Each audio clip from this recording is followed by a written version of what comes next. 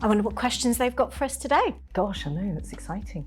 Hello, I'm Dr. Panna Muqit. I'm a GP, I work in the NHS, and I also work as an honorary senior lecturer at the University of St Andrews. And I'm Noreen Barker. I'm an MS consultant nurse at the National Hospital for Neurology at Queen Square. But I previously was a bladder and bowel specialist nurse. And today we're going to be answering some questions that have been submitted by the MS community about symptoms that are difficult to speak about. And these questions have been submitted online by people with MS that they're keen for us to answer. So should we start with this one? So why does someone with MS experience issues with bladder, bowel or sexual function? What is going on in my brain and body? I think that's a really good question. And it's something that we get asked all the time.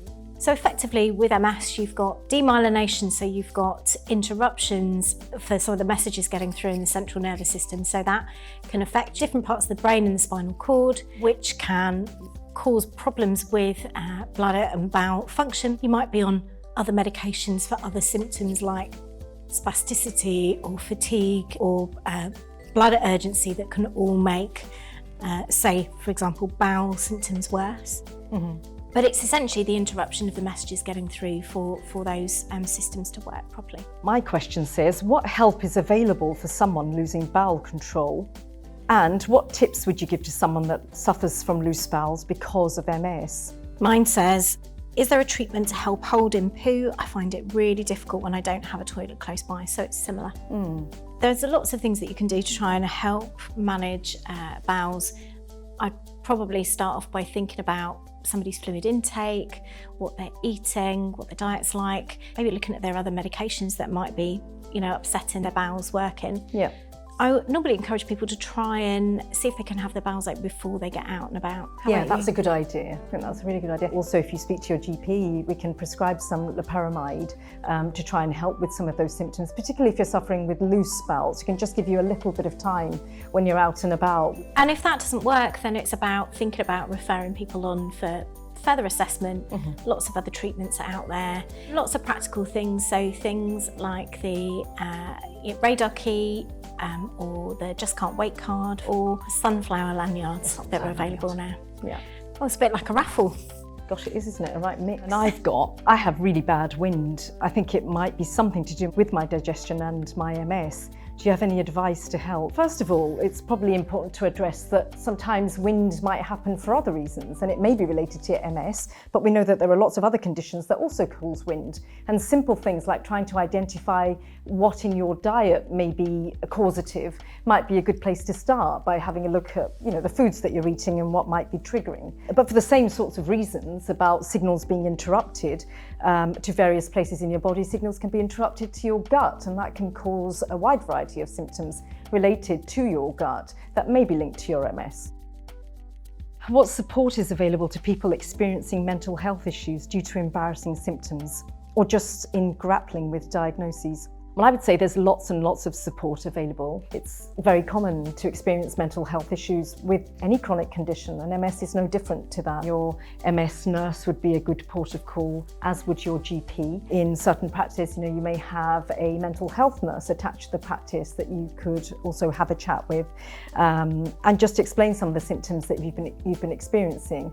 And some of the more physical symptoms with mental health can sometimes be dealt with a medication. There's lots of help out there, but some of it may not be easily accessible through the NHS just because of long waiting times. Speak to your healthcare provider because there are services that you can refer yourself to, some online courses, some self-help materials, and they would be a really good starting point before you need to see somebody else, either a clinical psychologist or a psychiatrist if that's needed. I think this is really where the MS charities come in as well. They've got great advice on all of their websites about adjusting to MS. At new diagnosis, I quite often will direct people to shift.ms to their buddy system. Oh yes. Because I think that sometimes peer support's really important, and sometimes you can get more support from somebody else than you can from your MS healthcare professional. But I think the key thing through all the questions that we're answering is not being frightened to talk about it. Shall I answer my question? Yeah. So we've got, I'm always constipated, going for a poo with my knees up. Eating lots of fruit with water doesn't help. I hate the feeling of being constipated all the time. Please help. So again, this is a really common symptom, isn't it? So you might have more sort of diarrhea symptoms, or you might have more constipation symptoms, or you might have a bit of both. And actually there are lots of different treatments with some of the lifestyle things that we've spoken about before, having a look at your diet, how much exercise you're doing. But if needs be, there are some medical treatments that you can take to help with constipation.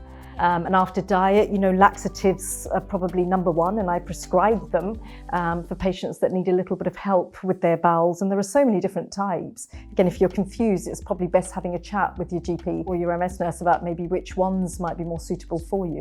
And if those lifestyle things like diet and fluids and positioning are not working, then talking to your GP or MS nurse about being referred on to a specialist service where they can do a more in-depth assessment. I've got, what support or tips can you give women having difficulties with sex as a result of bladder issues, confusion around different sensations, for example? So I think for different sensations, I think it's having a better understanding about what those sensations are. If those sensations are a lack of sensation, then it's looking at other things that can help, whether or not that's lubrication, whether or not that's sex toys to be able to orgasm in a different way. Altered sensations is a big issue for a lot of people with MS. And that could be that actually that's numbness, but also that could be a heightened sensation as well. Just having that open conversation with that person that you're having sex with. There are lots of different areas of the body that can bring on sensations. So looking at other areas, if your perineum is numb, you can't feel sensation there. It's about exploring the other areas that might make you feel good. I think when it comes to bladder issues, I think it is going to see somebody about the bladder issues and helping to get those sorted, because that's going to make you feel much more comfortable around intimacy. We also see a lot of people, a lot of ladies with MS that are perimenopausal, so therefore they might have some natural vaginal dryness because of the menopause. So therefore that can be, having a chat to your GP or your practice nurse, being examined, so maybe some topical estrogen can make a difference to that. Yeah. And I think this one links in quite nicely with that. So I think you've probably already answered this one, Noreen, because this one says, how can I ask my spouse for more support? Sometimes it can be difficult to have a sort of a face-to-face conversation, particularly with symptoms that can be a little bit more embarrassing or seem to be embarrassing. And I think writing things down is a great way of trying to initiate that conversation. Maybe put it in a note and put it somewhere where your spouse, partner can find it, and say that you'd like to talk about some of the issues that you've written down. That might be a sort of a way in to talk about some of these symptoms. Yeah, I've got a very similar one here. I've found it difficult to get in the mood. What can I do to change this? And I think this is really common, because I think for a lot of people with MS, they might find that they're almost having to plan intimacy rather than it being quite as spontaneous as it was in the past. So I think part of that is being kind to yourself and, thinking about the timing. If you're really fatigued at the end of the day and spasms are worse, you're not going to want to get in the mood, as it were. So it's thinking about the timing, thinking about your day, thinking about when you're feeling at your best. And again, having that open communication. I think really key is being able to talk to people. So being able to talk to the person you're having sex with, or not feeling embarrassed to talk to your GP or your MS nurse about it, because we all have sex, we all pee and we all poo. Should we go for another one? Oh, the bowl's empty. So thank you to everybody for submitting those excellent questions, which I'm sure will help lots and lots of other people. And thank you very much, Noreen. It's been great working through some of the questions with you. No, thank you, Panna. It's been great. I think the main message is that please don't feel that you're on your own. All of these symptoms that have come up today are so common, and they're all things that you can talk to either your MS nurse or your GP about. Thank you, everybody. Thanks. Remember, you're not alone. Visit our website to find out more about difficult MS symptoms.